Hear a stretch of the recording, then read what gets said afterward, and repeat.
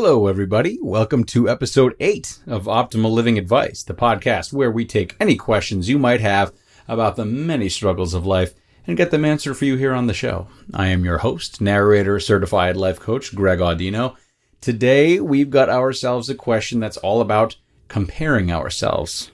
Yeah, I'm just going to throw it out there from the beginning. Comparing ourselves to our past selves and or others is not a bad thing. It is necessary. But before you come to take my head off, just listen to the question, give me a chance to offer my 2 cents, and see how you feel in another 7 or 8 minutes. Okay? Here we go. What I sometimes do is compare the actions and successes of the present me to the previous version of me. For example, if I'm studying 6 hours a day or 3 hours a day, I compare that to what I used to do in my final year of high school. So I keep on comparing the level of my success. Do you think living in the past or drawing motivation from the past in this way is healthy? Would you recommend it? Why or why not? And why do you think we do it? Good question. Good question. Yeah, so I want to open this answer by playing Mythbusters for a second. I do recommend comparison because we definitely need comparison. We need comparison to our past selves, our future selves, our best or worst selves, and contrary to popular belief, we really do need to compare ourselves to other people as well.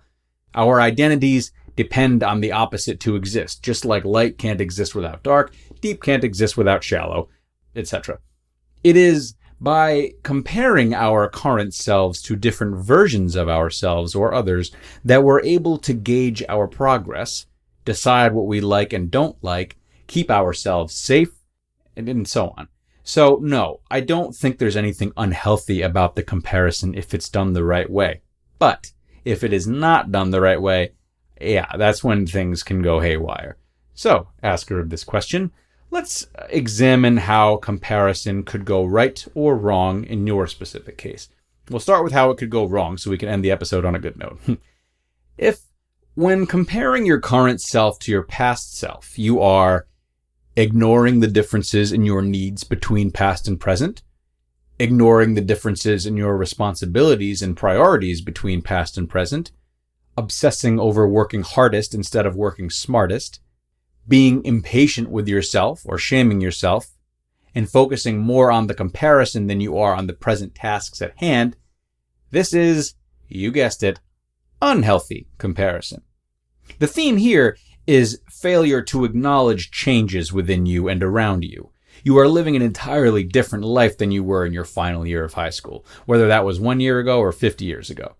I know life looks a lot different to you right now, and you need to accommodate to these differences. You might need to study more, you might need to study less. The comparison will not work to your advantage if you try to live the same life you did in the past and get weighted down by trying to maintain your same standards from that life, because that life is gone. And it's okay that it's gone. That's how life works. Be thankful for what you've learned from it. All right? Now, let's talk about how this comparison can go right. And it's virtually the opposite of everything I just said before.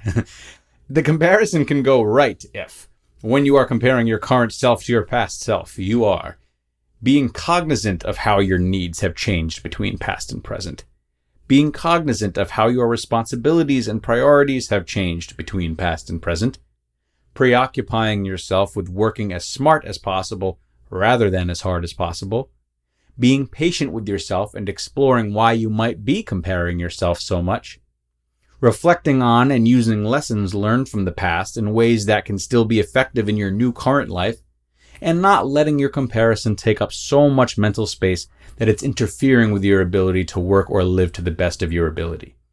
The theme here, then, is being understanding of the changes that have taken place within and around you. You realize it's a new life with new circumstances, and you look to your past as a means of guiding yourself rather than judging yourself, motivating yourself rather than depleting yourself. And because you use the term motivation in your question, I'm inclined to believe that your comparison is at least a little healthy in that way, which makes me, and I'm sure all the other listeners, happy.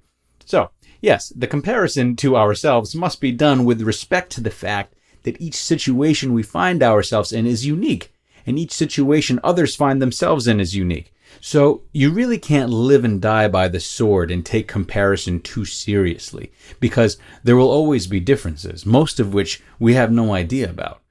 All of the pieces are moving, except for one piece, that is, thus making it the most reliable comparison to make, which is, was I doing my best then, and am I doing my best now?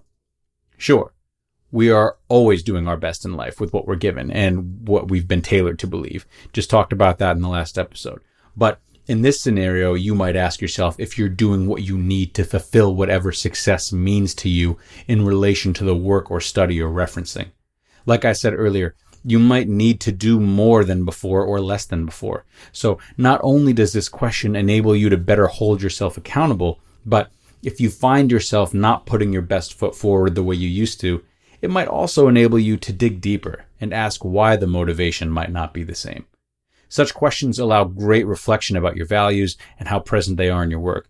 Typically, if you aren't putting your best foot forward at work, it's probably because you don't enjoy it as much as you could.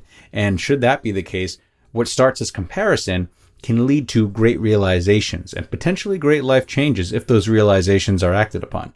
So, comparison is more than natural. It's very healthy if it's done properly, so just stay aware of what your inner chatter sounds like during these comparisons and try to extract all of the benefits comparison has to offer rather than all of its drawbacks.